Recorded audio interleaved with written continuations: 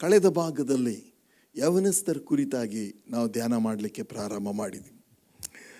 ದೇವ್ರದ್ದು ಒಂದು ಯೋಜನೆ ಇದೆ ಯವನಸ್ಥರಿಗಾಗಿ, ದೇವರಿಂದ ಸಂದೇಶ ಕೂಡ ಇದೆ.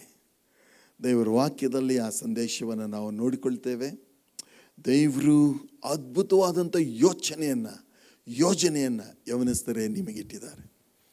ಕೆಲವು ಯವನಸ್ಥರಿಗೆ ದೇವರಂದರೆ ನಗು, ಕೆಲವು ಯವನಸ್ಥರಿಗೆ ದೇವರಂದರೆ ಹಾಸ್ಯ, ಕೆಲವು ಯವನಸ್ಥರಿಗೆ ದೇವರಂದರೆ ಅಸಡ್ಡೆ.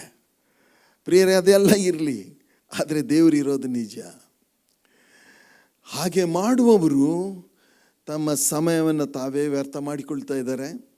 ನನ್ನ ಜೊತೆಗೆ ಅನೇಕರು ಯವನಸ್ಥರು, ನಾನು ಕಾಲೇಜಲ್ಲಿ ಕಲಿತಾ ಇರಬೇಕಾದ್ರೆ ಅನೇಕರಿಗೆ ನಾನು ದೇವ್ರ ಬಗ್ಗೆ ಹೇಳುವಾಗ ನಗ್ತಾ ಇದ್ರು, ಹಾಸ್ಯ ಮಾಡ್ತಾಯಿದ್ರು. ಪ್ರಿಯರೇ, ಹೆಚ್ಚಾದವ್ರ ಜೀವನದಲ್ಲಿ ನಾನು ನೋಡಿದ್ದೇನೆಂದರೆ ಒಬ್ಬರು ಮೇಲೆ ಬರಲಿಲ್ಲ, ಫಲಭರಿತವಾದ ಜೀವಿಸಲಿಲ್ಲ. ಅವರ ಜೀವನದಲ್ಲಿ ಕಾಸು ಬಂತು, ಅದರ ಜೊತೆಗೆ ಸಾವಿರಾರು ಸಮಸ್ಯೆಗಳು ಬಂದು ಎಷ್ಟೋ ಜನರ ಜೀವನ ಹಾಳಾಗಿ ಹೋಯಿತು. ಭಾಳ ವರ್ಷಗಳಾದ ಮೇಲೆ ಅವರು ಕಣ್ಣೀರು ಸುರಿಸ್ತಾ ಇದ್ದಾರೆ. ಆದರೆ ನೀನು ಯವನಸ್ಥನಾಗಿದ್ದರೆ ಇವತ್ತು ದೇವರು ನಿನ್ನನ್ನು ಕರೀತಾ ಇದ್ದಾರೆ. ಏನಕ್ಕೆ ಕರೀತಾ ಇದ್ದಾರೆ ಅಂದರೆ, ಅದ್ಭುತವಾದ ಜೀವಿತಕ್ಕೆ, ಸಂತೋಷಭರಿತವಾದ ಜೀವನ, ಶಕ್ತಿಭರಿತವಾದ ಜೀವನ, ಸಮೃದ್ಧಿ ಭರಿತ ಜೀವನ ನಮ್ಮ ದೇವರು ಕೊಡ್ತಾರೆ. ನಮ್ಮ ದೇವರು ಯಾವುದೋ ಒಂದು ಕಳಪೆ ಜೀವಿತವನ್ನು ನಮ್ಮ ದೇವರು ನಿನಗೆ ಕೊಡುವುದಿಲ್ಲ. ಸಹೋದರ ಸಹೋದರಿ, ಯವನಸ್ಥನಾಗಿದ್ದರೆ ನೀನು ಮದುವೆ ಆಗಿರ್ಬೋದು, ಮದುವೆ ಆಗದೇ ಇರ್ಬೋದು, ಕಾಲೇಜ್ ಕಲಿತಾ ಇರ್ಬೋದು, ಕೆಲಸಕ್ಕೆ ಹೋಗ್ತಾ ಇರ್ಬೋದು. ನೀನು ಜೀವಿತವನ್ನು ಯೇಸು ಸ್ವಾಮಿಗೆ ಒಪ್ಪಿಸಿಕೊಡು. ಖಂಡಿತವಾಗಿ ದೇವರು ನಿನ್ನನ್ನು ಅದ್ಭುತವಾದ ರೀತಿಯಲ್ಲಿ ಸಿದ್ಧಪಡಿಸ್ತಾರೆ, ತಯಾರು ಮಾಡ್ತಾರೆ.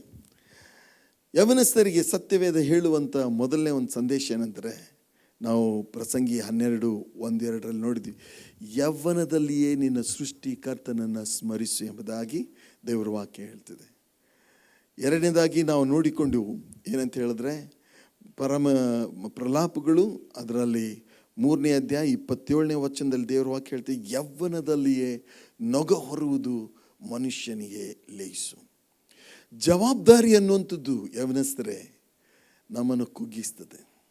ಚಿಕ್ಕವರಿರುವಾಗ ಎಷ್ಟು ಚೆನ್ನಾಗಿ ಆಟ ಆಡ್ಕೊಂಡು ಊಟ ನಿದ್ದೆ 3 ಸಂಗತಿಗಳನ್ನ ಮಾಡ್ತಾಯಿದ್ವಿ.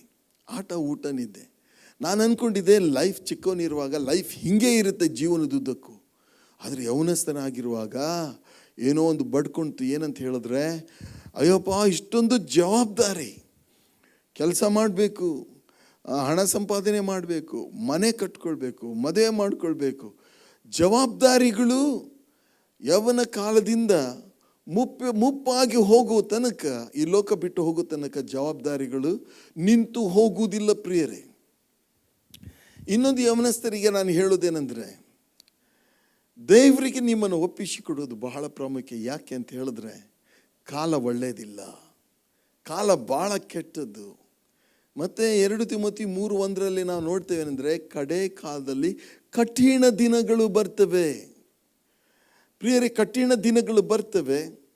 ಕೆಲವರು ಏನು ಹೇಳ್ತಾರೆ ಅಂದರೆ, ನಮಗೆಲ್ಲ ಇದೆ, ಎಲ್ಲ ಇದ್ದವರಿಗೆ ದೇವರೇ ಬೇಡ, ಎಲ್ಲ ಇದ್ದವರಿಗೆ ದೇವರು, ಹಣ ಇದೆ, ಮನೆ ಇದೆ, ಊಟ ಇದೆ, ಎಲ್ಲ ಇದೆ, ಅವರಿಗೆ ದೇವರೇ ಬೇಡ.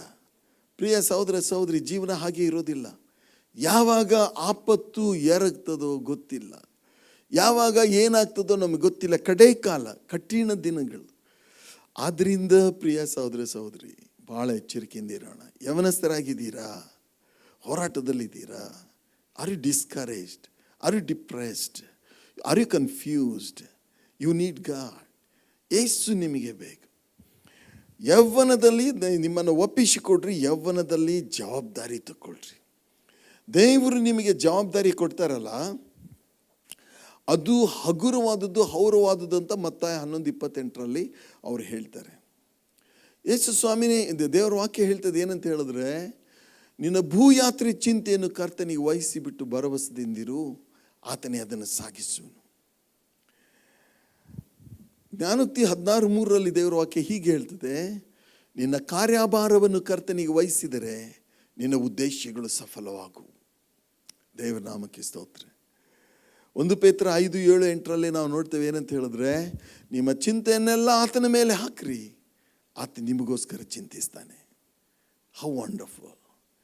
ಯೌವನ ಕಾಲದಲ್ಲಿ ದೇವರನ್ನು ಎಷ್ಟು ನಾವು ತಿಳ್ಕೊಳ್ತೀವೋ ಅಷ್ಟು ಬಲಿಷ್ಠರಾಗ್ತೇವೆ, ಅಷ್ಟು ಆಳವಾದಂಥ ಒಂದು ಅಡಿಪಾಯ, ಅಸ್ಥಿವಾರ ದೇವರು ನಮಗೆ ಹಾಕ್ತಾರೆ. ಮಳೆ ಬರುತ್ತೆ, ಗಾಳಿ ಬರುತ್ತೆ, ಸಮಸ್ಯೆ ಬರುತ್ತೆ, ಕಠಿಣ ದಿನಗಳು ಬರ್ತವೆ, ಹೋರಾಟಗಳು ಬರ್ತವೆ, ಸಂಕಟಗಳು ಬರ್ತವೆ. ನೀನು ಸ್ಥಿರವಾಗಿ ನಿಂತ್ಕೊಳ್ತೀಯ. ಅದಕ್ಕೆ ದೇವರ ವಾಕ್ಯ ಈ ಸಂದೇಶ ಕೊಟ್ಟಿರುವಂಥದ್ದು. ಅದಕ್ಕೆ ಇವತ್ತು ನಾವು ಮುಂದಿನ ಸಂದೇಶವನ್ನು ನಾವು ನೋಡಿಕೊಳ್ಳೋಣ. ದೇವರ ವಾಕ್ಯ ಏನು ಹೇಳ್ತಿದೆ? 119ನೇ ಕೀರ್ತನೆಯಲ್ಲಿ ವಿಶೇಷವಾಗಿ ಯೌವನಸ್ಥರಿಗೆ ಒಂದು ಮಾತು ದೇವರ ವಾಕ್ಯ ನುಡಿತದೆ. 119ನೇ ಕೀರ್ತನೆ 9ನೇ ವಚನ. ಯೌವನಸ್ಥನು ತನ್ನ ನಡತೆಯನ್ನು ಶುದ್ಧಪಡಿಸಿಕೊಳ್ಳುವುದು ಯಾವುದರಿಂದ? ನಿನ್ನ ವಾಕ್ಯವನ್ನು ಗಮನಿಸಿ ನಡೆಯುವುದರಿಂದಲೇ. ಪ್ರಿಯರೇ, ಶುದ್ಧ ಜೀವನ ಜೀವಿಸೋದು ಆಗುತ್ತೆ. ದೇವರು ನಮಗೆ ಅದು ಕೊಟ್ಟಿದ್ದಾರೆ. ಪ್ರಿಯರೇ, ಯೋಸೆಫನು ಇನ್ನೂ ಯೌವನ ಇರುವಾಗ ಶೋಧನೆ ಅವನಿಗೆ ಬಂತು. ಪೋಟಿಫರನ ಹೆಂಡತಿ ಅವನನ್ನು ವರಿಸಿಕೊಳ್ಳುವುದಕ್ಕೆ, ಅವನನ್ನು ಪಾಪದಲ್ಲಿ ಸಿಲುಕಿಸುವುದಕ್ಕೆ ಪ್ರಯತ್ನ ಮಾಡಿಲ್ಲ. ಆದರೆ ಯೋಸೆಫ್ ಅದರಿಂದ ತಪ್ಪಿಸಿಕೊಂಡು ಹೋದ. ಇವತ್ತು ಯೌವನಸ್ಥರು ಪಾಪದಿಂದ ಓಡಿ ಹೋಗ್ತಾ ಇಲ್ಲ, ಪಾಪಕ್ಕೆ ಓಡಿ ಓಡಿ ಬರ್ತಾ ಇದ್ದಾರೆ. ಇವತ್ತು ಅವರು ಹೇಳ್ತಾರೆ ಏನಂದರೆ, taking drugs is very common, drinking is very common, smoking is very common, adultery is very common ಅಂತ ಹೇಳಿಬಿಟ್ಟು ನಾನಾ ಥರವಾದಂಥ ಕೆಟ್ಟತನಕ್ಕೆ ಬೀಳ್ತಾರೆ. ಆವಾಗ ಭಾಳ ಮಜವಾಗಿರುತ್ತೆ. ಅದಕ್ಕೆ ಯೇಸು ಸ್ವಾಮಿ ತಪ್ಪಿ ಹೋದ ಮಗನ ಕತೆ ಹೇಳಿದರು. ಅವನ ಪರಿಸ್ಥಿತಿ ಏನಾಯಿತು ಅಂತ ಹೇಳಿದ್ರೆ, ಹಂದಿಗಳು ತಿನ್ನುವ ಆಹಾರ ತಿನ್ನೋ ಪರಿಸ್ಥಿತಿ ಅವನಿಗೆ ಬಂತು. ಪ್ರಿಯರೇ, ಅನೇಕ ಸಾರಿ ನಿಮ್ಮ ಫ್ರೆಂಡ್ಸ್ ಏನಿದಾರಲ್ಲ, ನೀವು ಫ್ರೆಂಡ್ಸ್ನ ಭಾಳ ನಂಬಿದ್ದೀರಿ ಅಲ್ಲ, ನಿಮ್ಮ ಫ್ರೆಂಡ್ಸೇ ನಿಮ್ಮನ್ನು ಬಾವಿ ತಳ್ತಾರೆ. ತಾವಾದರೂ ಸೇಫಾಗಿರ್ತಾರೆ, ನಿಮ್ಮನ್ನು ಬಾವಿ ತಳ್ತಾರೆ. ಫ್ರೆಂಡ್ಸ್ ಇರಬೇಕು, ಇಲ್ಲ ಅಂತಲ್ಲ. ಅದರ ಜೊತೆಗೆ ಯೇಸು ಸ್ವಾಮಿ ಹೇಳಿದ ಮಾತನ್ನು ನೆನಪು ಮಾಡಿಕೊಳ್ಳ್ರಿ. ಸರ್ಪದಂತೆ ಜಾಣರು, ಪಾರಿವಾಳದಂತೆ ನಿಷ್ಕಪಟಿಗಳು ಆಗಿರ್ರಿ ಅಂತ ದೇವರ ವಾಕ್ಯ ಹೇಳ್ತದೆ. ಪ್ರಿಯರೇ, ಜಾಣರಾಗಿರಬೇಕು, ಅದರಿಂದ ತಪ್ಪಿಸ್ಕೊಳ್ಬೇಕು. ನಾನು ಕಾಲೇಜ್ ಕಲಿತಾ ಇರಬೇಕಾದ್ರೆ ನಾನು ಕೆಲವು ಫ್ರೆಂಡ್ಸ್ ನನಗೆ ಬೇಕಾಗಿತ್ತು. ಫ್ರೆಂಡ್ಸ್ ಜೊತೆಗೆ ನಾನು ಹೋಗ್ತಾ ಇದ್ದೆ. ಒಂದು ಸರಿ ಅವ್ರ ಜೊತೆಗೆ, ಎಲ್ಲರ ಜೊತೆಗೆ ನಾನು ಹೋಟ್ಲಿಗೆ ಹೋದೆ. ಒಂದು ರೂಮಲ್ಲಿ ಸ್ಪೆಷಲ್ ರೂಮಲ್ಲಿ ನಾವು ಕೂತ್ಕೊಂಡಿದ್ರೆ ಒಬ್ಬರ ಮುಖ ಒಬ್ಬರಿಗೆ ಕಾಣ್ತಾ ಇಲ್ಲ. ಅಷ್ಟು ಸಿಗರೇಟ್ ಸೇದ್ತಾರೆ ಎಲ್ಲರೂ. ಅದೇನೇನು ಸಿಗರೇಟ್ ಸೇದಿದ್ರೆ ಜನರ ದೃಷ್ಟಿಯಲ್ಲಿ ನಾನು ದೊಡ್ಡವನಾಗಿ ಕಾಣಿಸ್ತೇನೆ ಅನ್ನುವಂಥ ಒಂದು ಭಾವನೆ ಆವಾಗ ನಮಗಿತ್ತು. ನಾನು ಸೇದಲಿಲ್ಲ, ಅವರೆಲ್ಲ ಸೇದ್ತಾ ಇದ್ರು. ಅವರೆಲ್ಲ ಯಾರಂತ ಹೇಳಿದ್ರೆ, ಎಲ್ಲ ದೊಡ್ಡ ದೊಡ್ಡ ಮಾಲೀಕರ ಮಕ್ಕಳು, ದೊಡ್ಡ ದೊಡ್ಡ ವ್ಯಕ್ತಿಗಳ ಮಕ್ಕಳು, ಅವರೆಲ್ಲ ಕಾಸಿದ್ದವರು. ಅವರು ಒಂದು ಪೀರಿಯಡ್ ಅಟೆಂಡ್ ಆಗ್ತಾರೆ, ಉಳಿದೆಲ್ಲ ಪೀರಿಯಡ್ಗಳನ್ನ ಮಿಸ್ ಮಾಡ್ತಾರೆ. ಅವರು ಹೋಟ್ಲಲ್ಲಿ ಕೂತ್ಕೊಂಡ್ಬಿಟ್ಟು ಏನೆಲ್ಲ ತಿಂತಾರೆ, ಸಿಕ್ಕಾಬಡೆ ಕೆಟ್ಟದಾಗಿ ತಮಾಷೆ ಮಾಡ್ತಾರೆ, ಕೆಟ್ಟ ಕೆಟ್ಟ ಭಾಷೆಗಳನ್ನು ಉಪಯೋಗಿಸ್ತಾರೆ. ನಾನು ಅವ್ರ ಜೊತೆ ಅವರ ಮಧ್ಯದಲ್ಲಿದ್ದೆ. ದೇವ್ರ ಕೃಪೆ ಅಂತ ನಾನು ಅಂದ್ಕೊಳ್ತೀನಿ. ದೇವ್ರ ಕೃಪೆ, ನನ್ನ ಬುದ್ಧಿಗೆ ದೇವರು ಮಾತಾಡಿದ್ದೇನಂತ ಹೇಳಿದ್ರೆ, ನಾನು ಇಲ್ಲಿ ಮುಂದುವರೆದ್ರೆ ನನ್ನ ಜೀವನ ಹಾಳಾಗುತ್ತೆ ಅಂತ ಹೇಳಿ ಜಾಣತನದಿಂದ ಅವರೊಟ್ಟಿಗೆ ಅವರ ಒಂದು ಸಂಘದಿಂದ ನಾನು ಹೊರಗೆ ಬಂದೆ. ಇನ್ನೊಂದು ಸಂಘ ಇತ್ತು, ಇನ್ನೂ ಕೆಲವು ಬೇರೆ ಯೌವನಸ್ಥರಿದ್ದರು. ಅವರು ಯಾವುದರಲ್ಲಿ ನಿರತರಾಗಿದ್ದರು ಅಂತ ಹೇಳಿದ್ರೆ, ಅವರು ಮೀಟಿಂಗ್ಸ್ ಅಟೆಂಡ್ ಆಗ್ತಾಯಿದ್ರು, ಬೈಬಲ್ ಡಿಸ್ಕಷನ್ ಮಾಡ್ತಾಯಿದ್ರು, ಪ್ರಶ್ನೆಗಳಿಗೆ ಉತ್ತರ ಹುಡುಕ್ತಾ ಇದ್ರು, ದೇವರ ವಾಕ್ಯದಿಂದ ಅನೇಕ ಸಂಗತಿಗಳನ್ನ, ಆಳವಾದ ಸಂಗತಿಯನ್ನು ಹುಡುಕ್ತಾ ಇದ್ರು. ಸಭೆಯಲ್ಲಿ ಅವರು ಹಾಡುವುದು, ಬಾರಿಸುವುದು, ಆರಾಧನೆ, ಇದರಲ್ಲಿ ಅವರು ಒಳಗೊಂಡಿದ್ದರು. ಅವರ ಜೊತೆಗೆ ನಾನು ಸೇರಿದ್ದರಿಂದ ಪ್ರಿಯ ಸಹೋದರಿ ಇವತ್ತು ಉದ್ಧಾರ ಆದೇನು. ಖಂಡಿತವಾಗಿ ತೀರ್ಮಾನ ಮಾಡಿ, ಶುದ್ಧನಾಗಿರುವುದಕ್ಕೆ ಮನಸ್ಸು ಮಾಡ್ತೀಯಾ ಅಥವಾ ಅಶುದ್ಧನಾಗಿರುವುದಕ್ಕೆ ಮನಸ್ಸು ಮಾಡ್ತೀಯಾ?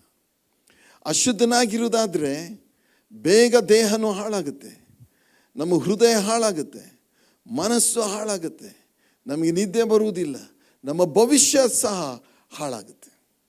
ಆದ್ದರಿಂದ ತಂದೆ ತಾಯಿಗಳಿಗೆ ಕಣ್ಣೀರು ಇಡಿಸ್ಬೇಡ.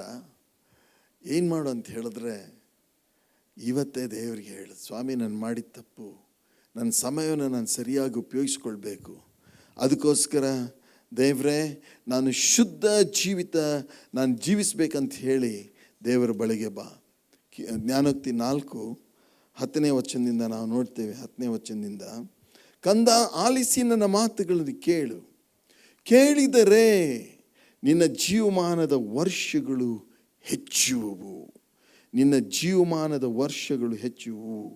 ನಾನು ಜ್ಞಾನ ಮಾರ್ಗವನ್ನು ಉಪದೇಶಿಸಿ ಧರ್ಮ ಮಾರ್ಗದಲ್ಲಿ ನಿನ್ನನ್ನು ನಡೆಸುವೆನು.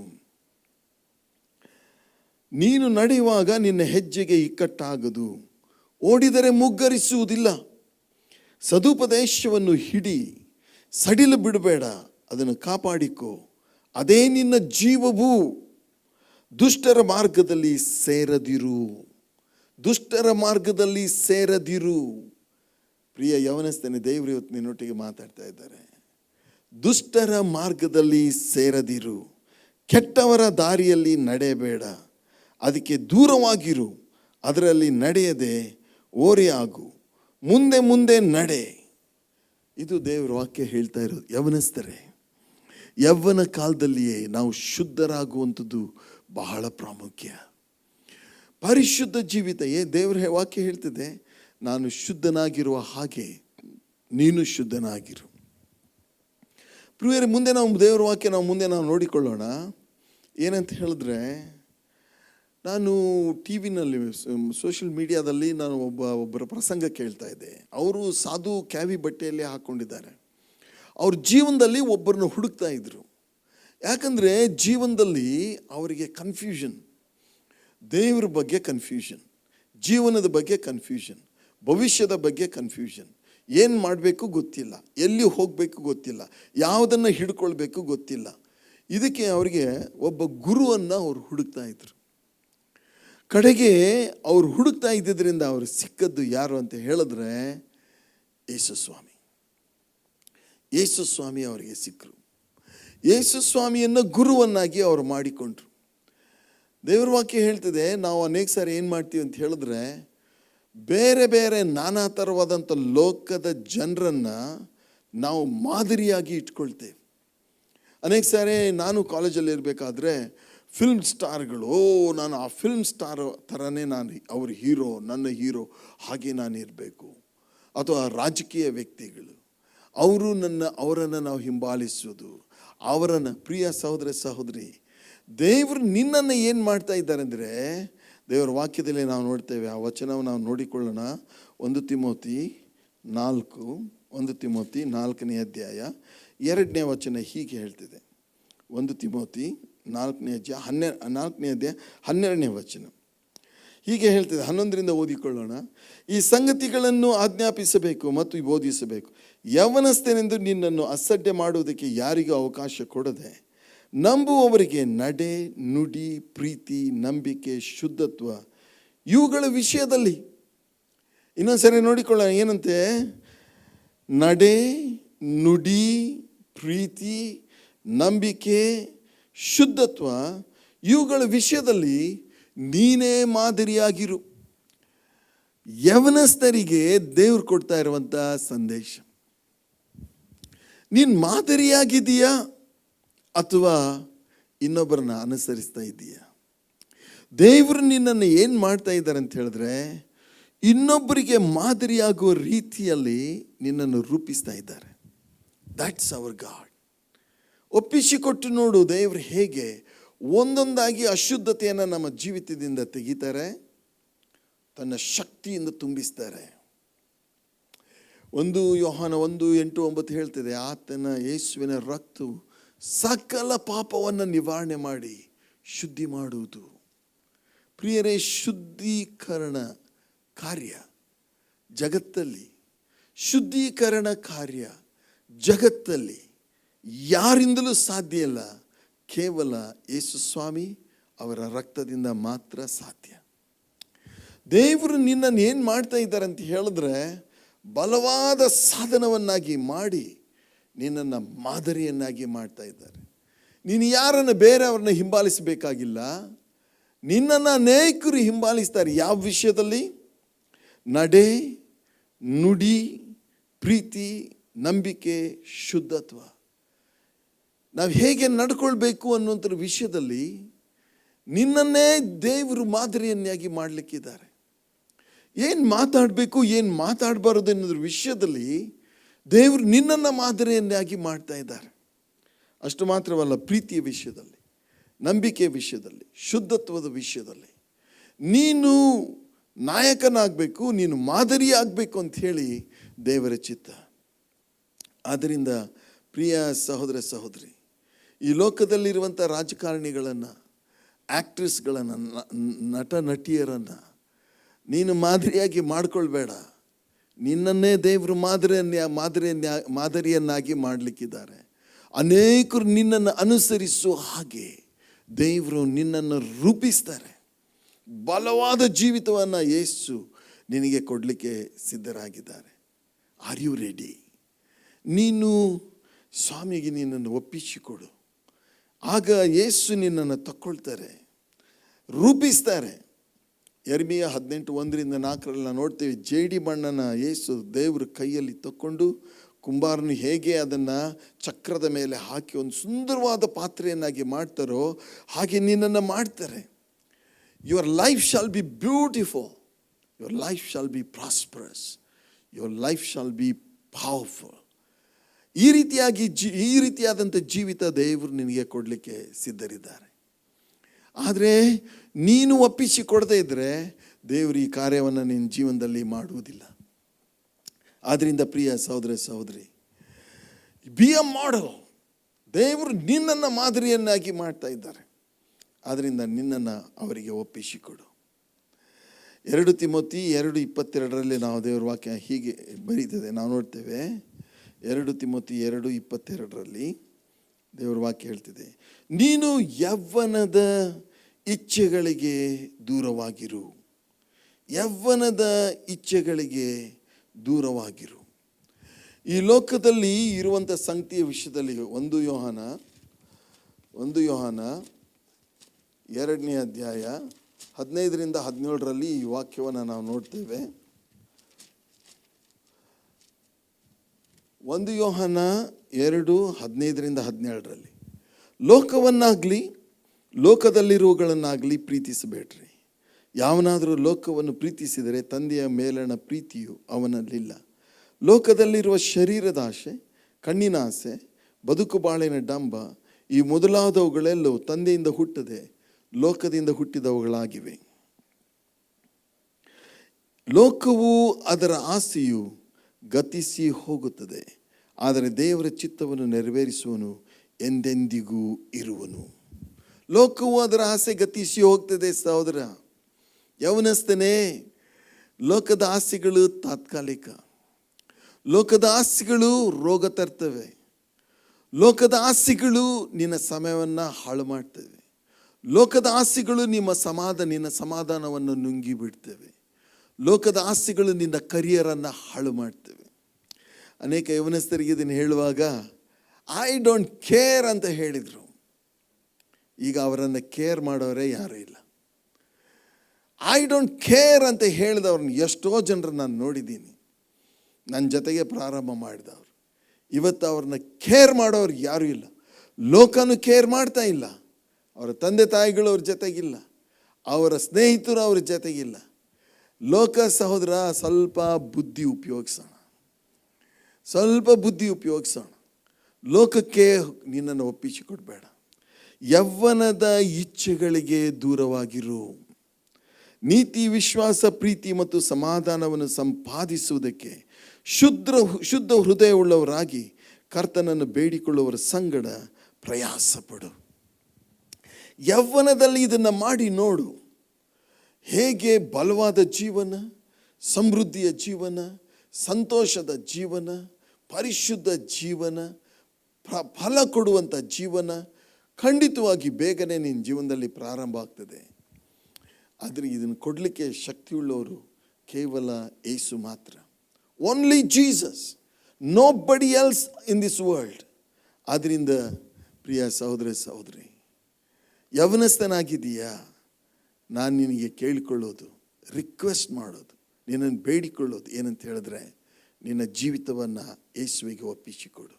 ಯೌವನದ ದುರಿಚ್ಛೆಗಳಿಗೆ ದೂರವಾಗಿರು, ಯಾಕಂದರೆ ಅದು ನಿನ್ನನ್ನು ಹಾಳು ಮಾಡ್ತದೆ. ಹಾಳು ಮಾಡುವಂಥ ಸಂಗತಿಗಳಿಗೆ ನಿನ್ನನ್ನು ಒಪ್ಪಿಸಿಕೊಡಬೇಡ. ಅದರ ಮೂಲಕ ನಿನ್ನ ಜೀವನ ಹಾಳಾಗ್ತದೆ. ಅದರ ಬದಲಾಗಿ ಹಾಳು ಮಾಡುವಂಥ ಸಂಗತಿಗಳನ್ನು ನೀನೇ ಹಾಳು ಮಾಡಿ ದೇವರ ಬಳಿಗೆ ಬಾ. ದೇವರು ನಿನ್ನನ್ನು ತನ್ನ ಕೈಗಳಲ್ಲಿ ತಕ್ಕೊಳ್ತಾರೆ. ಅದ್ಭುತವಾಗಿ ನಿನ್ನನ್ನು ಉಪಯೋಗಿಸ್ತಾರೆ, ಬಲಪಡಿಸ್ತಾರೆ. ಯೌವನದಲ್ಲಿಯೇ ನೊಗ ಹೊರುವುದು ಮನುಷ್ಯನಿಗೆ ಲಯಿಸು. ಯೌವನದಲ್ಲಿ ಸೃಷ್ಟಿಕರ್ತನನ್ನು ಸ್ಮರಿಸು. ಯೌವನಸ್ಥನು ತನ್ನ ನಡತೆಯನ್ನು ಶುದ್ಧಪಡಿಸಿಕೊಳ್ಳುವುದು ಯಾವುದರಿಂದ? ನಿನ್ನ ವಾಕ್ಯವನ್ನು ಗಮನಿಸಿ ನಡೆಯೋದ್ರಿಂದಲೇ. ಶುದ್ಧಿ ಮಾಡುವಂಥ ಶಕ್ತಿ ಕೇವಲ ದೇವರ ವಾಕ್ಯಕ್ಕೆ, ಯೇಸುವಿನ ರಕ್ತಕ್ಕೆ ಮಾತ್ರ ಇದೆ ಪ್ರಿಯರೇ. ಅಷ್ಟು ಮಾತ್ರವಲ್ಲ, ದೇವರು ನಿನ್ನನ್ನೇ ಒಂದು ಮಾದರಿಯನ್ನಾಗಿ ಮಾಡಿಬಿಡ್ತಾರೆ. ಆದ್ದರಿಂದ ದೇವರಿಗೆ ನಿನ್ನನ್ನು ಒಪ್ಪಿಸಿಕೊಡು. ಖಂಡಿತವಾಗಿ ದೇವರು ಈ ಕಾರ್ಯವನ್ನು ನಿನ್ನ ಜೀವನದಲ್ಲಿ ಮಾಡ್ತಾರೆ. ಇನ್ನೊಂದು ಏನಂತ ಹೇಳಿದ್ರೆ, ದೇವರ ವಾಕ್ಯದಲ್ಲಿ ನಾವು ನೋಡ್ತೇವೆ, ಅದೇ ಪ್ರಸಂಗಿಗಳ ಪುಸ್ತಕ 11ನೇ ಅಧ್ಯಾಯದಲ್ಲಿ ಒಂದು ಮಾತು ಹೀಗೆ ಹೇಳ್ತದೆ. ಪ್ರಸಂಗಿ 11:9 ವಚನ ಹೀಗೆ ಹೇಳ್ತದೆ, ಯವನಸ್ಥನೇ, again it is addressing the young man, ಯವನಸ್ಥನೇ ಪ್ರಾಯದಲ್ಲಿ ಆನಂದಿಸು, ಯೌವನದ ದಿನಗಳಲ್ಲಿ ಹೃದಯವು ನಿನ್ನನ್ನು ಹರ್ಷಗೊಳಿಸಲಿ, ಮನಸ್ಸಿಗೆ ತಕ್ಕಂತೆಯೂ ಕಣ್ಣಿಗೆ ಸರಿ ಬೀಳುವ ಹಾಗೆಯೂ ನಡೆದುಕೋ. ಆದರೆ ಇಟ್ಸ್ ವೆರಿ ಇಂಟ್ರೆಸ್ಟಿಂಗ್. ಏನು ಹೇಳುತ್ತೆ ದೇವರ ವಾಕ್ಯ ಅಂತ ಹೇಳಿದ್ರೆ, ದೇವರ ವಾಕ್ಯ ಹೇಳ್ತದೆ, ಯವನಸ್ಥನೇ ಪ್ರಾಯದಲ್ಲಿ ಆನಂದಿಸು, ಯೌವನದ ದಿನಗಳಲ್ಲಿ ಹೃದಯವು ನಿನ್ನನ್ನು ಹರ್ಷಗೊಳಿಸಲಿ, ಮನಸ್ಸಿಗೆ ತಕ್ಕಂತೆಯೂ ಕಣ್ಣಿಗೆ ಸರಿ ಬೀಳೋ ಹಾಗೆಯೂ ನಡೆದುಕೋ. ಆದರೆ ಈ ಎಲ್ಲ ವಿಷಯಗಳಲ್ಲಿಯೂ ದೇವರು ನಿನ್ನನ್ನು ನ್ಯಾಯ ವಿಚಾರಣೆಗೆ ಗುರಿ ಮಾಡುವನೆಂದು ತಿಳಿದಿರು. ನೀನೇನು ತಿಳ್ಕೊಂಡಿದೀಯಾ? ನಾವು ಏನಾದರೂ ಮಾಡಿ ಪಾರಾಗ್ಬೋದು? ಇಲ್ಲ, ಎಲ್ಲದಕ್ಕೂ ನಾವು ದೇವರಿಗೆ ಲೆಕ್ಕ ಕೊಡಬೇಕಾಗುತ್ತೆ. ಯೌವನಸ್ಥನೇ ಒಂದು ದಿವಸ ದೇವರ ಮುಂದೆ ನಾವು ನಾನು ನಿಂತ್ಕೊಂಡು ಲೆಕ್ಕ ಕೊಡಬೇಕಾಗುತ್ತೆ. ಆನಂದಿಸು, ಮನಸ್ಸಿಗೆ ಬಂದಾಗ ಜೀವನ ಮಾಡು, ಆದರೆ ದೇವರ ಮುಂದೆ ಲೆಕ್ಕ ಕೊಡಲೇಬೇಕಾಗತ್ತೆ. ಆದ್ದರಿಂದ ಯೌವನಸ್ಥರೇ, ದೇವರಿಗೆ ಒಂದು ಯೋಚನೆ ಇದೆ.